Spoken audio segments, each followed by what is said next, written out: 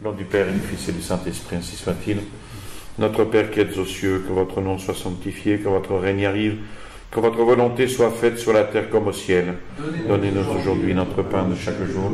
Pardonnez-nous nos offenses, comme nous pardonnons à ceux qui nous ont offensés. Et ne nous laissez pas succomber à la tentation, mais délivrez-nous du mal, ainsi soit-il. Saint Pilice, au nom du Père et du Fils et du Saint-Esprit, ainsi soit-il. Alors nous allons voir aujourd'hui, j'aurais voulu finir ce chapitre C, mais je n'ai pas eu le temps. Nous allons voir les éléments divers concernant la presse catholique. On a vu jusqu'à maintenant les diverses lettres du cardinal Maffy et les réponses du Saint-Siège concernant le journalisme. Nous avons également vu les lettres de Pidis à Monseigneur Mistrangelo à propos de l'Unità Cattolica. Nous allons voir maintenant quelques autres pièces qui sont intéressantes, qui nous font connaître la ligne de conduite de Saint Pidis à l'égard de la presse catholique, mais particulièrement à l'égard des journaux considérés comme intégraux, intégristes, et puis sur les journaux dits de pénétration. Alors, à travers ces nouveaux documents, on voit encore plus clairement que les journaux intégraux sont approuvés et appuyés parce qu'ils sont l'école de principes saints, mais qu'ils sont modérés et rappelés au devoir chaque fois qu'ils tombent dans quelque excès. Et puis, à travers ces nouveaux documents, on voit aussi clairement que les journaux dits de pénétration, avec à leur tête ceux du trust romain, sont rejetés à cause de motifs qui se répètent plusieurs fois et qui sont rendus publics de façon solennelle dans la lettre à l'épiscopat lombard du 1er juillet 1911. Ce sont des textes très intéressants. Donc il n'est pas étonnant que l'on arrive finalement au fameux avertissement du 2 décembre 1912, que j'aurais voulu traiter aujourd'hui, mais je n'ai pas eu le temps, ça sera pour la prochaine fois. Donc il n'est pas étonnant qu'on arrive à ce fameux avertissement du 2 décembre 1912 par lequel les journaux du trust romain et leurs semblables furent déclarés ouvertement non conformes aux directives pontificales et aux normes contenues dans la lettre du 1er juillet 1911 adressée à l'épiscopat lombard. Nous avons d'abord une lettre de Pidis à Don Domenico Manzoni, curé de Nava, province de Côme, du 19 mars 1911. C'est une lettre écrite de sa main qui a été présentée au procès ordinaire de Venise par le témoin, le père Angelo Faggin, franciscain, avec ces mots: au sujet de l'action de Pidis, en ce qui concerne les journaux de l'époque, je présente au tribunal une lettre de Pidis à Manzoni. Cette lettre avait été écrite à la demande du dit curé, qui désirait être éclairé sur le désaccord qui existait entre certains journaux véritablement catholiques et d'autres soi-disant catholiques. La lettre confirme bien les idées de Pidis en ce qui concerne le journalisme dit de pénétration. Et puis elle touche aussi la question du différend entre l'Ariscosa et Milan. Voici donc la lettre. Vous pouvez rassurer quiconque penserait le contraire que le Saint-Père est entouré de personnes qui, consciencieuses et sincères, l'aident, ne lui cachent rien de ce qui se rapporte au gouvernement de l'Église, et qu'il est informé de la marche des diocèses, non seulement d'Italie, mais du monde entier, de façon à pouvoir, avec l'aide de Dieu, pourvoir à tout. Et puis, vous devez savoir qu'en ce qui concerne les journaux, il ne peut approuver ceux qui, surtout en Italie, se disant catholiques, acceptent les faits accomplis, ne se préoccupent jamais de la liberté et de l'indépendance du Saint-Siège, au sujet duquel ils n'écrivent que pour en critiquer les actes au grand dommage des fidèles. Quant aux derniers différends, le Saint-Père a fait rappeler les rédacteurs de la Riscosa, journal par ailleurs très louable, pour les principes qu'il soutient et qu'il défend. Mais il n'a pas pu approuver le tapage qui a été fait, aidant ainsi les journaux qui le considèrent comme une écharde dans leur peau et le persécutent, comme ils persécutent l'Unità Cattolica et la Liguria, l'Italia Reale, et d'autres pauvres petits lumignons qui donnent cependant, au milieu de ces ténèbres, quelques faibles rayons de lumière. Ensuite, il y a une lettre de Pie X à Monseigneur Alfonsi Arci, évêque de Côme, du 15 mai. Donc, à la veille de la conférence annuelle de l'épiscopat lombard, à Rho, la province de Milan, sous la présidence du cardinal Ferrari, Pie X répond à l'évêque de Côme qu'il avertit du premier sujet qui serait discuté lors de cette conférence, celui du journalisme catholique, en lui recommandant de déclarer ouvertement que le pape n'approuvait pas les journaux dits de pénétration. Et il indiquait avec une grande clarté les raisons pour lesquelles il condamnait ces journaux. Voici donc la lettre. Très probablement, le président de la conférence annuelle de l'épiscopat lombard, très probablement le président qui a reçu encore récemment quelques leçons, ne défendra pas avec beaucoup d'ardeur la nécessité de soutenir l'Unione et les journaux frères. Mais il pourrait y avoir quelque autre avocat, adversaire acharné de l'Unità Cattolica et de la Riscosa, qui en prennent la défense. Maintenant, je vous recommande à vous-même et à l'évêque de Mantoue de déclarer ouvertement que le pape condamne tous ces journaux, soi-disant catholiques, en commençant par Il Corriere d'Italia, publié à Rome. Journaux qui acceptent paisiblement les faits accomplis, on retrouve un peu la même chose que dans la lettre précédente, et qui ne disent jamais un mot sur la liberté et l'indépendance de l'Église, qui rapportent comme tous les autres des chroniques peu édifiantes, qui louent des livres condamnables, qui exaltent des hommes qui ont fait tant de mal à la religion.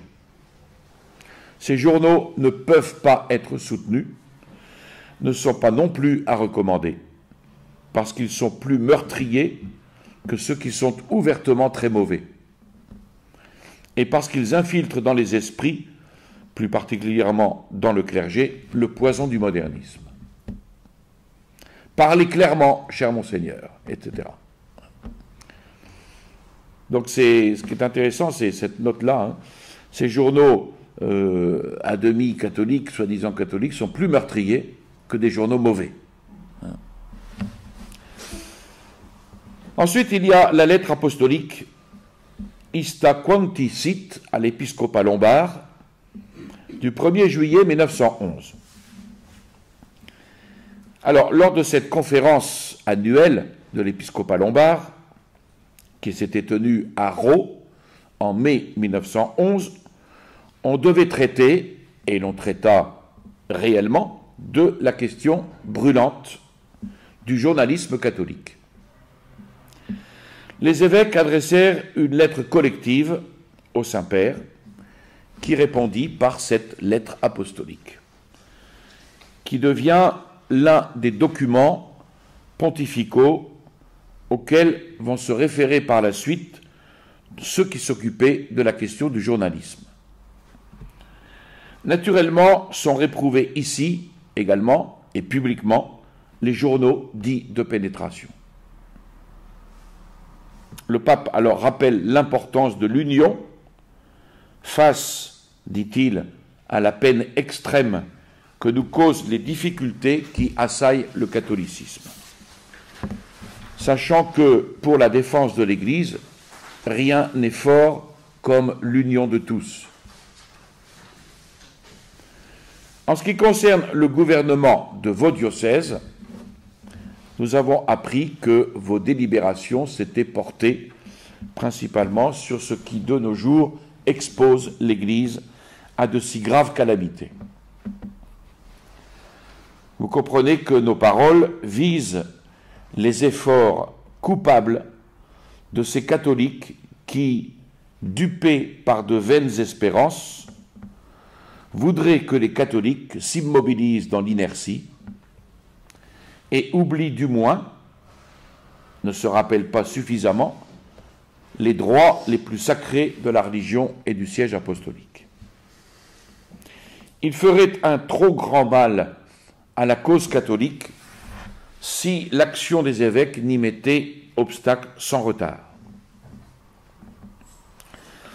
Que cette action puisse être certainement secondée avec efficacité par les journaux et autres publications semblables, ainsi que par les associations de catholiques régulièrement constituées, c'est un fait trop connu pour qu'il soit nécessaire d'y insister. Aussi, avez-vous eu raison de décider d'utiliser leur concours pour instruire, pour avertir opportunément les fidèles et provoquer chez eux de salutaires réflexions. Cependant, tout en approuvant cette décision, nous vous exhortons en même temps à veiller scrupuleusement à ce que, dans la défense et la diffusion de la doctrine catholique, les rédacteurs de ces périodiques non seulement ne s'écartent jamais de l'enseignement de l'Église, mais encore suivent très religieusement toutes les directives du siège apostolique. Certains journaux, de parti pris, s'efforcent de persuader les catholiques de subir, sans protester, les dommages infligés à la religion par ceux qui, dans l'ordre public, ont ruiné les biens de l'Église et opprimé sa liberté. Ils ne se préoccupent point des conditions iniques faites au siège apostolique et n'ont aucun souci de celles plus dures encore qu'on lui prépare. Et ils s'emploient totalement à célébrer le génie et l'orthodoxie d'auteurs dont les écrits fourmillent d'inexactitudes et des plus pernicieuses erreurs. Enfin, en raison de l'étiquette catholique dont ils se parent, ils pénètrent plus facilement dans les demeures, ils se trouvent dans toutes les mains, ils sont lus sans défiance par tous, sans en accepter même les ecclésiastiques. Il est donc nécessaire que chacun de vous soit bien convaincu que ces journaux corrompent chez les catholiques le jugement et la discipline, plus même que les journaux ouvertement hostiles à l'Église. Quant aux associations catholiques que le pape désire voir se multiplier et prospérer dans chacun des diocèses, il faut également s'employer avec soin à ce qu'elles observent très fidèlement la discipline et que chacun de leurs membres affiche et défende franchement la foi catholique à son foyer et en public.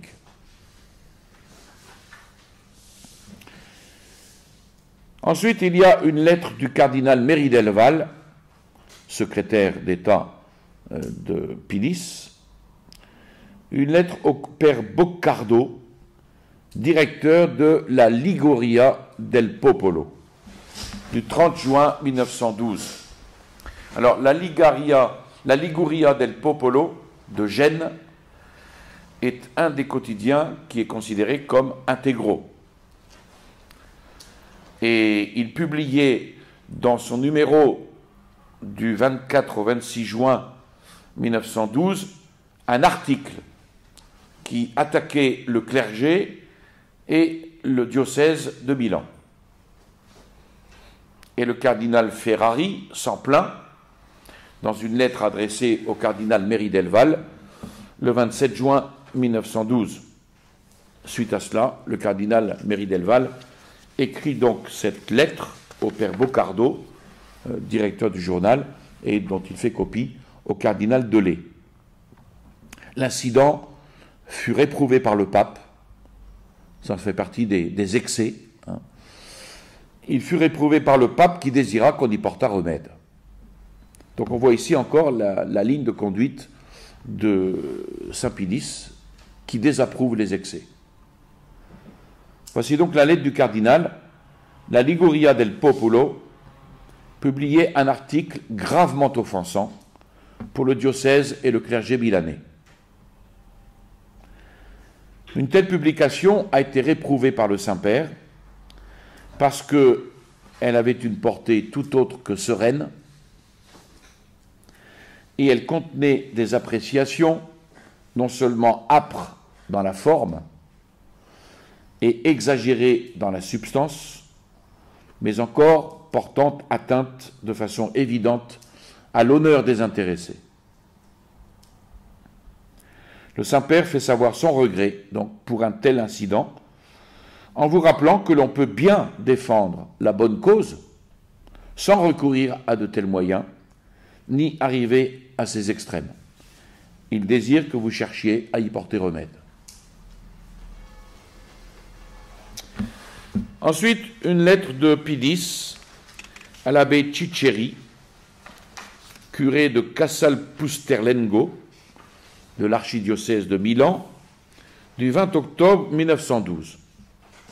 Et parmi les nombreuses lettres dans lesquelles Pilis manifesta sa façon de voir sur les journaux catholiques, dits de pénétration, le pape, dans la lettre qui suit, réfute certains bruits qui couraient alors et met au clair son point de vue sur les journaux dits du trust. Le pape, dans cette lettre, dit d'abord se bien porter, ce qui lui permet de consacrer, écrit-il, chaque jour, plus de 3 heures aux audiences et au moins 3 autres heures aux affaires des sacrées congrégations et de sa secrétairerie particulière. Il dit être affectueusement aidé dans le gouvernement de l'Église par de nombreux cardinaux, mais qu'aucun d'eux ne se permet de faire en son nom, ça c'est contre les calomnies qui étaient portées contre Pilis, aucun d'eux ne se permet de faire en son nom une chose qui ne soit préalablement ordonnée par le pape ou fixée de plein accord avec lui.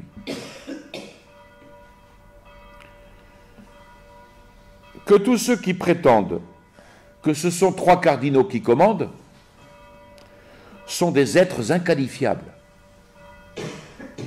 comme il n'en manque jamais dans l'Église. C'est les propos de Pilis.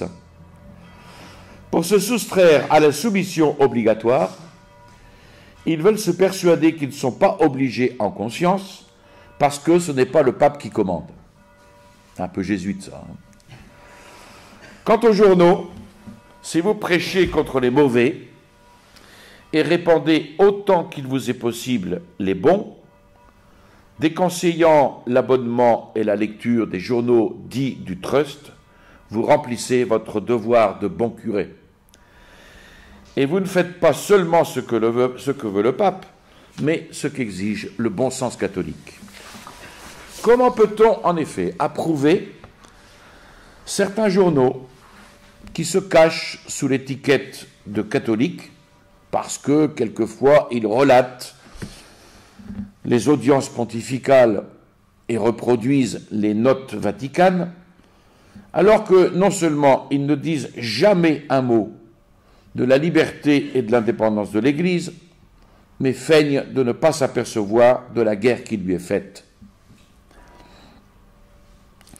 Des journaux qui non seulement ne combattent pas les erreurs qui égarent la société, mais apportent leur contribution à la confusion des idées et des maximes s'écartant de l'orthodoxie, et qui prodiguent l'encens aux idoles du jour, qui louent des livres, des entreprises et des hommes néfastes pour la religion.